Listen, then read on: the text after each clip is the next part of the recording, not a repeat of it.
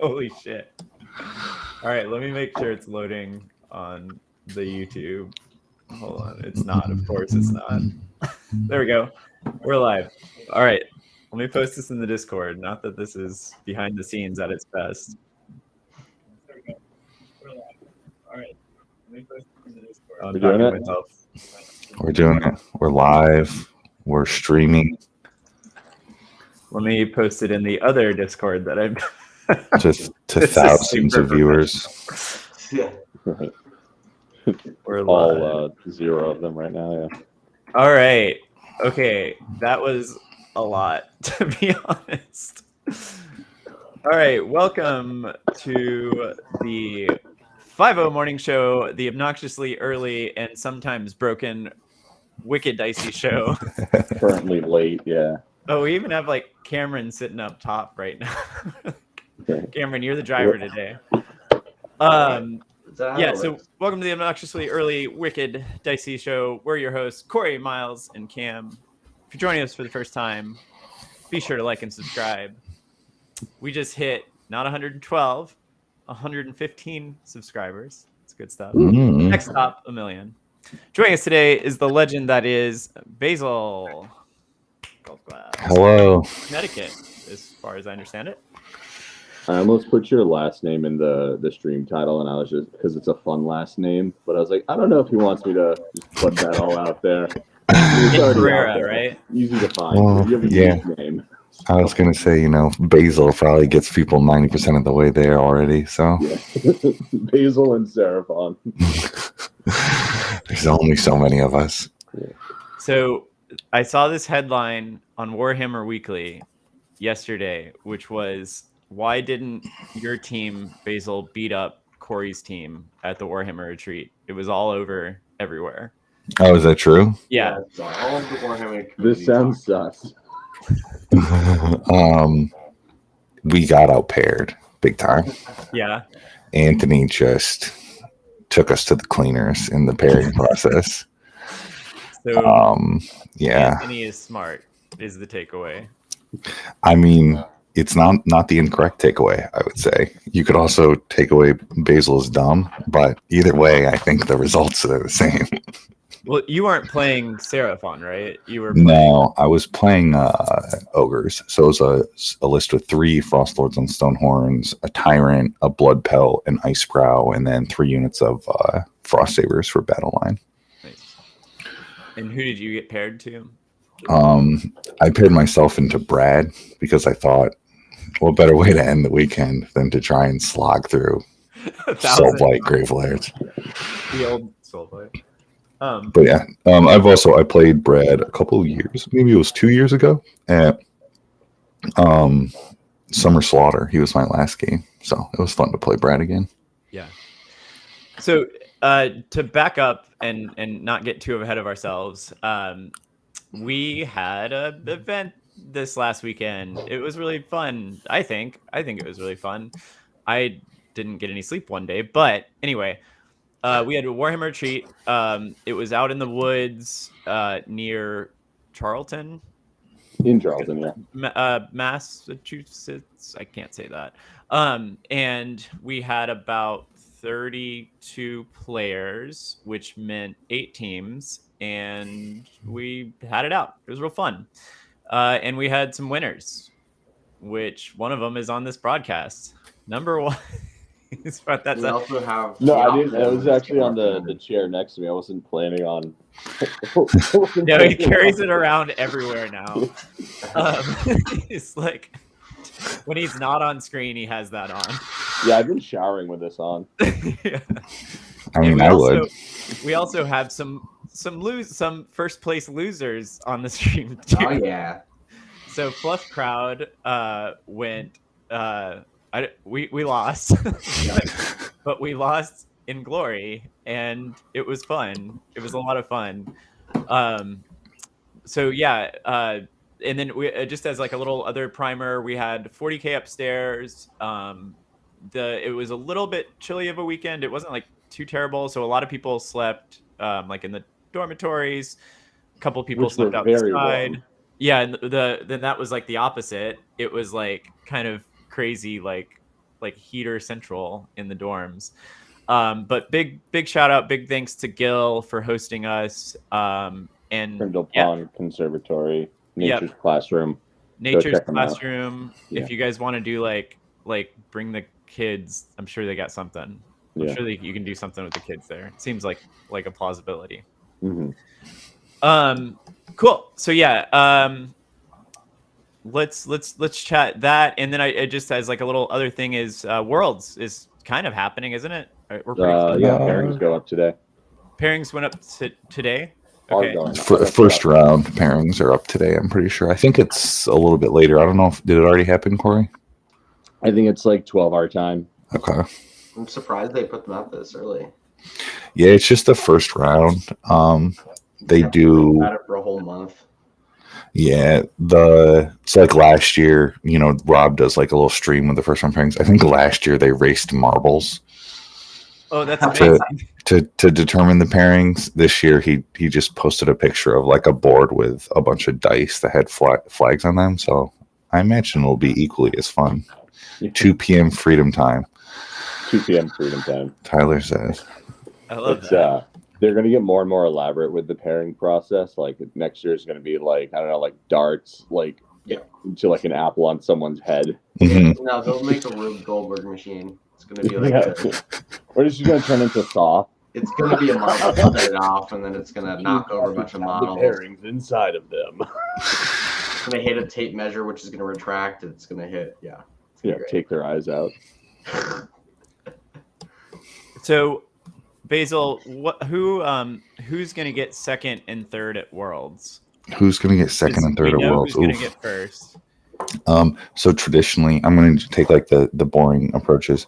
Traditionally, the strong teams are like England, Denmark, France. Really any of the kind of Norwegian style teams are good, but I think obviously America is going to win, and then you'll probably see some combination of England, France, Denmark in 2 and 3, just kind of depending on how bad some of their losses are. I think France came in second last year, and England came in first. Yeah, and then Sweden came in third. Australia has a great team too. So they're always a possibility, and they do before the world starts. They always do the Ashes with England, which is always fun and kind of like a little primer, because I think last year too they met up in bracket. So they did Ashes and they met up in bracket. So that's always kind of fun. What is Australia? Ashes? It's like it's pretty much it's based on, I think, a real sports type tournament. It's a cricket match that is played between England and Australia, where I think the Ashes they like burn the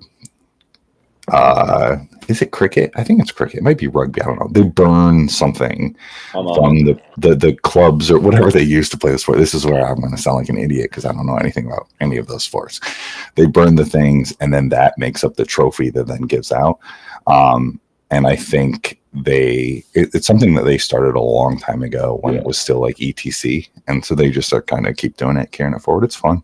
All right, I got the background. There we go. The Ashes is a test cricket series played between England and Australia. It originated after Australia's 1882 victory at the Oval. You know what that is. The trophy is an urn containing ashes of former monarchs. Whoa. No, I'm joking about that. Oh. So they burn somebody. No, it's the paddles. It's a very tiny trophy. They burn the other team. They burn the other team. Yeah. And they become the trophy.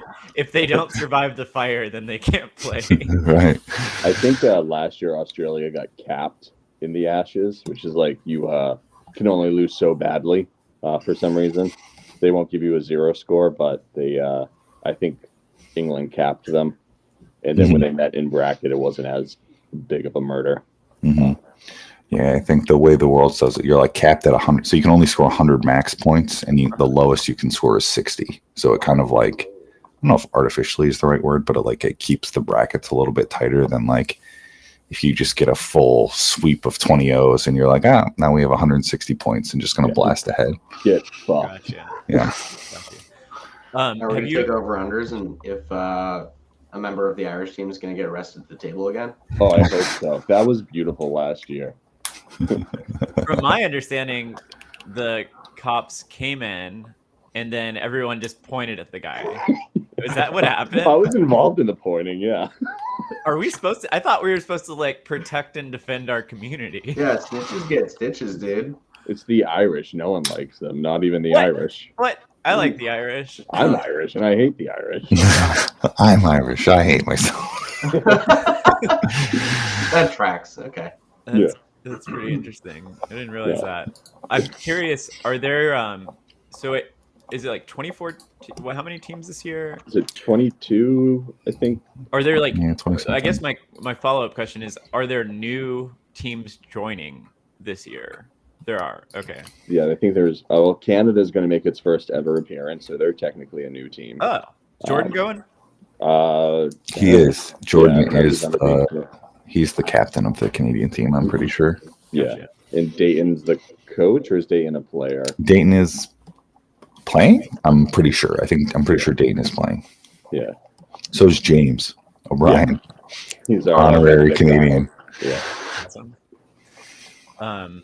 Yeah, and you haven't ever like Korey, you've been there. Cam, you haven't, and then Basil, you haven't. No way, man. You got to be good at this game to go to that. What about like is it 60 or 120 Saurus nights? Would that get you there? The Warriors, that you list get- I played Friday. I think that's the secret sauce. I should probably just bring more. That's the lose- counter to the Lose Lumineth Croak, more Saurus Warriors. or Saurus. I mean, I don't see how it doesn't win games. Did you win that game this No. Friday? Okay. No, I was incredibly incoherent, Yeah. and Mike just stopped me. And then I woke up the next morning and paired into him, and he just stopped me again. So really, Mike was a big bully that weekend. We need to get Mike watching our show. I feel like he's been in the comments before, but yeah, it like quickly because for context for everybody's watching we were sitting at Treehouse, which is officially like the watering hole now of we lost Korey. War of the retreat, and I just overheard Sam and Basil talking. They were like, how many Saurus can we fit into a list and then still have it coherent? Is this the new book? Yeah, it was new book. It was like Croak and Astrolith, 1 Skink Wizard, and then 60 Saurus Warriors. Maybe a little too skewed, maybe perfect. I think maybe it needs more than 1 game of testing to determine, but we'll see. We'll see. Perhaps also a coherent game. maybe. I'll take what I can get. Right. I'm surprised we only saw 1 Seraphon in the Worlds lineup. Gavin. Yeah, they're in a rough spot right now. Well, the old book, I think, in comparison to some of the newer books that are out, and I think Gavin's list does the kills like GCs really well, and it's got the horror gas, so it's like can match into Gits all right. I think kind of probably a lot of the, if I had to imagine, a lot of the countries just were thinking on like it might have a good matchup or two, but just on like pure power level, it's probably not worth having in the roster. But they also don't have Gavin, so Yeah.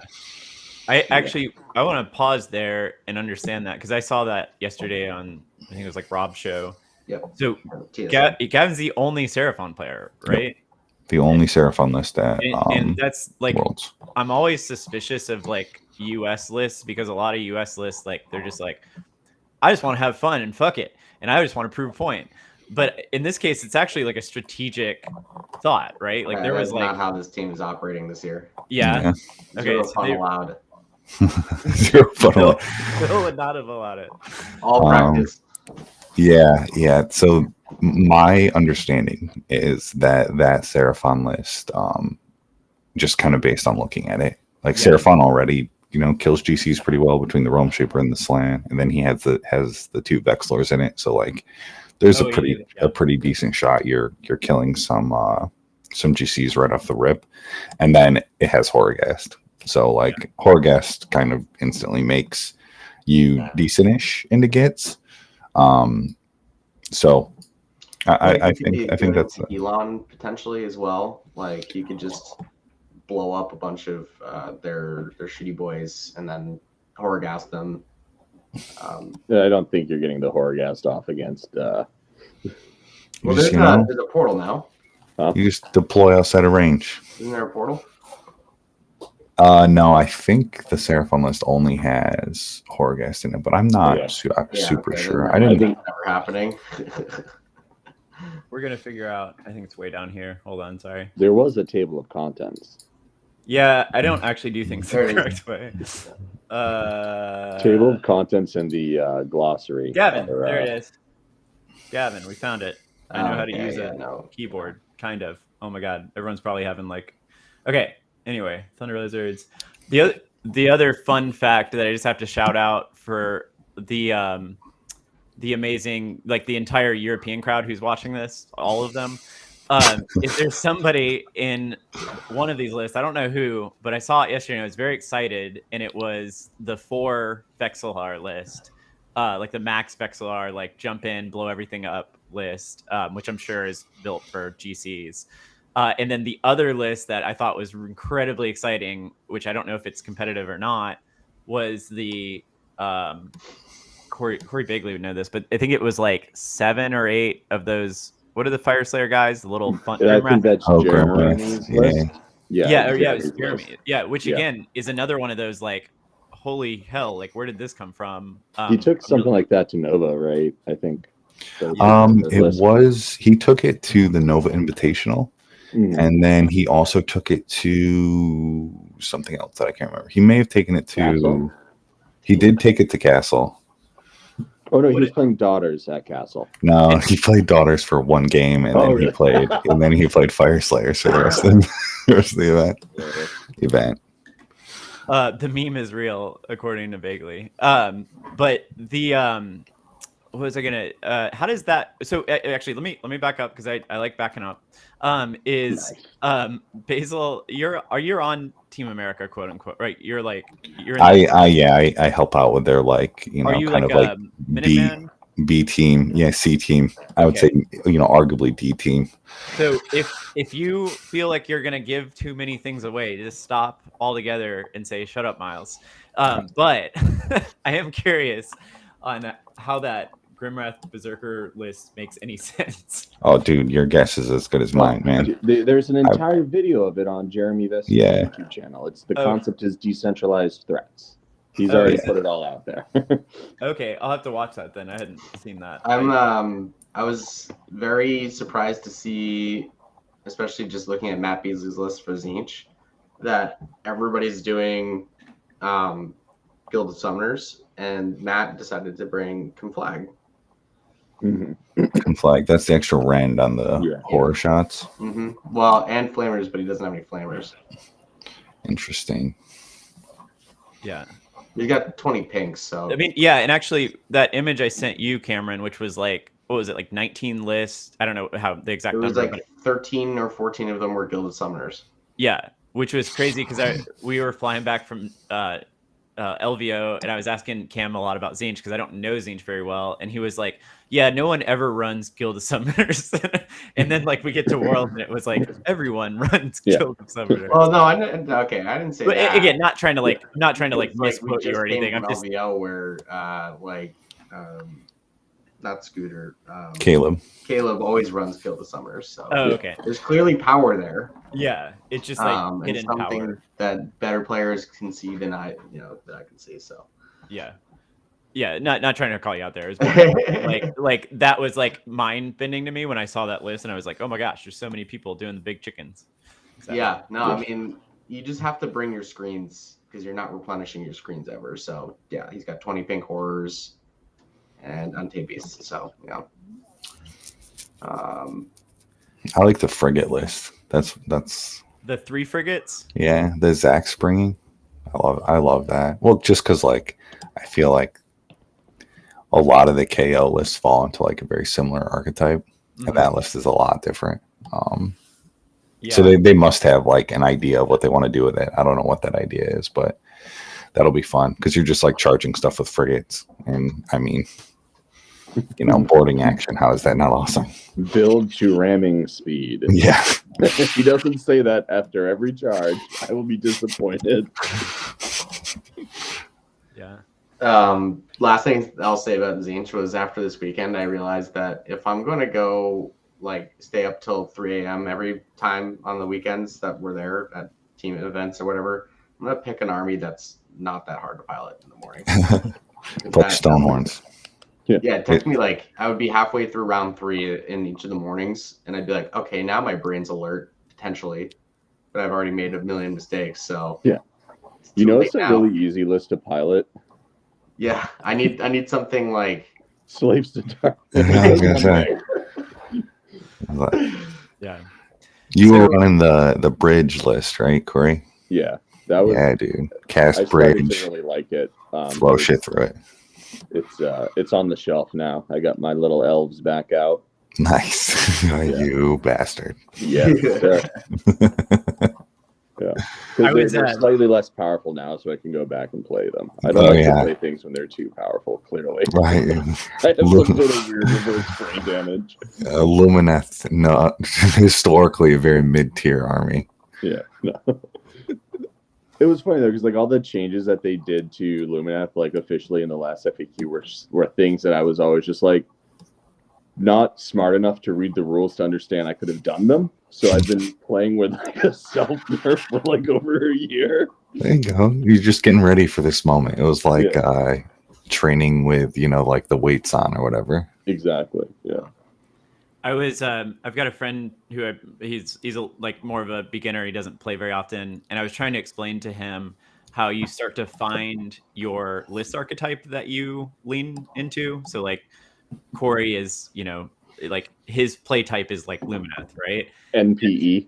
Yeah. And I basically was like, Korey likes, for example, likes Lumineth because his impression of it is he likes his opponents to have the most oppressive time possible. He just wants them to be unhappy, but in a fun way. Yeah. I was like trying to explain that. I'm presenting you a beautiful puzzle that you have to solve, and then changing the rules of the puzzle as you start to solve it. What a good friend. Right? What a good friend. What a good friend. Helping prevent Alzheimer's, keeping your brain sharp. So what got you into Seraphon then, Basil? Because I think you're pretty recognized as one of the premier Seraphon players, despite yourself. But I think, like, I'm curious, like... I'm a Stormcast player now. What are you talking about? Yeah.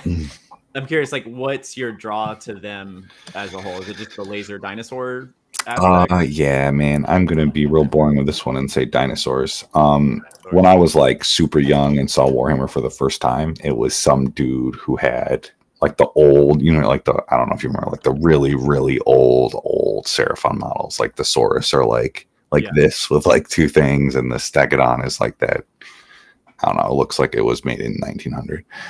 But he had those out on a table and was just like, this is Warhammer. And I was like 7, and I'm like, those are dinosaurs, and that is cool. The first one's free.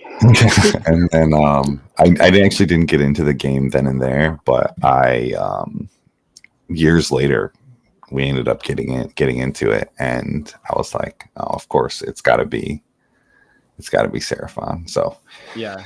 I would like to say it was something more complex than just, cool dinosaurs, but that was it. Also, I hate painting. I hate painting flesh tones. So, like, that was just a happy coincidence where, like, I was like, I know I never have to do that now. Yeah, like that's one of the, like, really old Croxagore models. Yeah. There's some, the old Lizardmen are a joy to behold. Yeah. I need you to practice your flesh tones for me, Basil, on a specific model.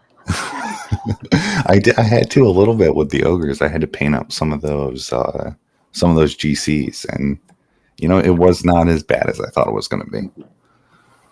I feel like that's a new. I don't know. That's a brand new one. He's in the new starter box that's sitting over here on the floor. Yeah. Oh, that's interesting. So just dinosaurs. Just dinosaurs, man. Yeah. What's your, like, second favorite army to play? It may shock you to hear, but I really enjoyed playing dragons in Stormcast. So I just, as long as it's cold-blooded, I suppose at some point I'm like, I'll play that. Yeah. Different lizard. Yeah, I played Seraphon, and then I played Stormcast for a little while, but I played Karazai with some Stormdrake Guard. That was a lot of fun. I've played Slaves to Darkness a little bit, and then most recently I played Stonehorns. So I'm trying to branch out a little bit, but There's one more lizard archetype you could hit if you really wanted to. what's that? Magmadroths. Oh, Magmadroth. Could do Magmadroth. I don't know if do Snake Ladies count. Yeah, they half count. cold-blooded. Yeah, Half of them. Yeah. Maybe Magmadroth will be next. I'll be honest, I don't like the actual like dwarf models though. I love Magmadroth. I think they're super cool, but like the fact that they just stand on a platform on the back because like their legs are so little they can't like actually like straddle something. They're just like standing up there is just ridiculous. I think, yeah, well, the whole range, it's like a range that only a mother could love. You have to really be into it. You don't like the same thing That being 100 said, different like, times on the the team. ugliest armies out there, so I'm not trying to like throw shade. I'm just saying it's definitely an acquired taste. I got some nukes. Splintered Fang, Drake Spawn Riders. We could do it. We'll do it all. You know, Maybe. Surprise hasn't been doing very well this kind of GHB is like, or maybe I've just been living under a rock. I haven't heard any like massive wins from like Cities of Sigmar. You would assume they would do good because they have GCs galore. They have the stuff. Me and Like, Cam just like both just like died a little bit inside because that was both our starting. I mean, it was my starting army, but we tried it right out the gate, and it was just sad. It was But just how much It's cocaine like did you're you not playing anything from Cities of Sigmar realistically. Like you're It's just, the Stormcast book, Stormcast 0.50. Just do what's called Hark Huron or Anvil Guard. That's Golems are probably run the play. It's not good. I mean, it's just wait for the I new think book. it's hard for them to like control space, right? Because like nothing in that army can take a punch at all. It's just like it's like a bunch of garbage that hits on force, and then like a couple random things that will like occasionally be really good in specific scenarios. Crossbowmen, I guess, like what Gavin Mhm. loves to do, but Dark Shards. Yeah, the only two Yes. lists I've seen recently that have done well is like Anthony's like Karazai. I think it was Karazai. Krondus. List with Praetors and a lot of shooting with the Dark Shards, I guess. And then Gavin's list at Mhm. LVO, Tempest which, Knight. which I think is dead now because didn't like Horgas went up or something went up. Or I is it remember, yeah. related to that list? I don't think it's dead. It's just like not great. So You give Gavin a wet bag of noodles and he'll beat the fuck out of someone with it. I think that's like the thing I'm most excited about with the Worlds. I just want to see Gavin like oddly counter everything with this one Seraphon list that came through. I just think that's so amazing. It'll be super interesting. I mean, it's like just like the teams event. I think this weekend, like I felt like pairings just play such, even with only 4 players, pairings play such a huge role in like kind of how each round shakes out. So it's like if they get the pairings they want, I think they're set up for success. But that's what every team wants to do, right? Like every team is aiming to get the pairings they want. So it's hard. Yeah, I think we only lost pairings once, but we ended up winning the round, so it ended up being okay. But yeah, that's such a crucial part of it. Obviously, like Brad was MVP on your team, right, Korey? Yeah, he got thrown to the wolves. And he just kept winning the matches he was supposed to lose. What a legend! Right? Yeah, that was. I think we were thinking about that team retreat becomes like a 5-person per team thing next time, just to like open up more pairing dynamics. Keep it at 4 games though. Yeah, if we only do 16 teams, which would be the goal for the next time we do this, 16 teams of 5, and then Korey was alive. Anyways, we'll do 16 teams of 5. Have you guys started thinking about who your 5th is? we've already started. We have a short list, and we've been discussing archetypes for the next one. Even though there's going to be a new GHB, but we're going to pick an archetype and roll with it unless the GHB like destroys it. No, we haven't thought about it at all. I'm trying to, well, maybe you can tell me here. If assuming the Seraphon book is legal for Ironweld, I'm trying to figure out what I want to play. It is sick. So I'm trying to figure out what I want to play. Yeah. So I've been kind of just jamming a lot of games with Seraphon and trying different stuff out and having frantic conversations with Ridge where I'm like, what about this? What about this? What about this? And Ridge is like, you need to relax, dude. Here's how that conversation went about Seraphon. Emma and Korey and I were talking, like chatting on Discord, and Emma was like, "Do you want Seraphon?" And the next part was just Korey, "I like chaos," and then, like that was it. Like, I was advised not to allow it, but yeah, I'll allow it. I think there's only one thing that like really needs an FAQ, which is the coalesced slant spell that allows you to teleport stuff into combat right now, which is just like, that's like obviously unintended. So I haven't been playing it that way. I don't think anyone should play it that way. It's so funny. I'm gonna let every single person that registers as Seraphon know that we're not gonna do that. Dude, it is funny seeing people like talk about it online though and stuff. They're like, they might allow that. Like that might be intended. And I'm like, you think they're gonna let GW? It's gonna let you teleport a unit of 30 Saurus Warriors on a 3-up save with 2 wounds each directly into combat from across the table out of a portal? Like you are high. That is never gonna happen. The flavor though. Yeah, I mean, like, so they're gonna double down on it. They're gonna say, give them 2-up armor save. It'll probably be one of those silly like GW. It's like someone is like, do you have to end 9 inches away when you use the ability? And GW's just like, no. And like that's it. There'll be like no context, nothing. It'll just be like, no. I mean, they have the webways in 40K for the Eldar, and they can teleport directly into combat. So, just saying, could be a thing. Maybe, man. Yeah, but they're not 60 wounds on a 3-up. They're 10 wounds on a 5-up. Probably. Yeah, we'll see. I think the only other thing I think, and this would just be like they would actually be changing the rules if they make the teleport, like you use it as a heroic action, but it doesn't move the model till the end of the hero phase. I could see them doing that just to avoid the whole, Trog bomb kind of situation. But I still think that's an army that's just like, did you play Khorne? Well, you lost. Have fun. Cool. Well, we're getting to our little half-hour mark here. So any kind of closing remarks / who's everyone got for first, second, third? We'll rapid fire this. Cam, first, second, third for Worlds.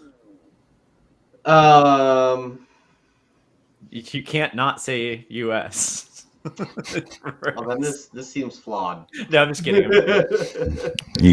You'll just be a traitor to your country. I know. No, I think they've been putting in a ton of work, so I think they've got it in them to go first. I'm guessing there's going to be France second because they just bring oppressively efficient lists historically, and there's a lot of that in the meta right now. And then I bet there's going to be some wild card. It's going to be like some tiny country. Malta's not going this year. Yeah. It's gonna be a weird one. I don't know what, but it's gonna be a weird one. Who's gonna here? Actually, instead of first, second, third, who's the biggest surprise for the competition? One team that'll surprise everyone. I don't even know what teams are in there. I think Sweden was a big, not dark horse last year because they're generally good, but they've been improving a lot year after year. So they podiumed to third last year. I would expect them to be a podium repeater. I think Denmark. I think the top 4 teams are probably Denmark, England, Sweden, and U.S. Yeah. Okay. Poland's gonna be third. Poland's a great team. Yeah. Damn it. Yeah, I think you look at Poland, like Wales too. Wales has good players.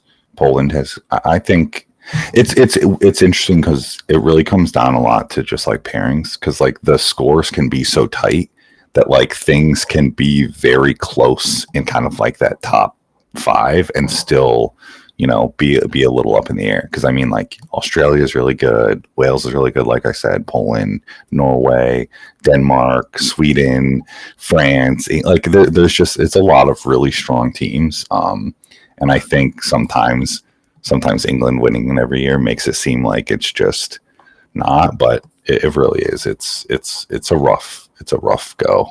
So good luck to the boys. I'm voting Team Serbia. That's gonna be number 1. You gotta vote for the Czech team. Wait, is there a Czech? There's a Czech team. I gotta vote Team Czech. Yeah. All right, Team Czech is all the way. They're I feel like like Czech heritage. So. All right, cool. Well, thanks everyone for joining us. Thanks, Basil, for stopping in. We'd love to have you back. And yeah, everyone have a delightful normal people job day. And also get a game in this weekend. It was a pleasure, man. I will be back anytime you ask. 8:30 wasn't that bad. So early. We were like thinking about going to 12 at some point, but right now it's obnoxiously early, so we got to. I like it.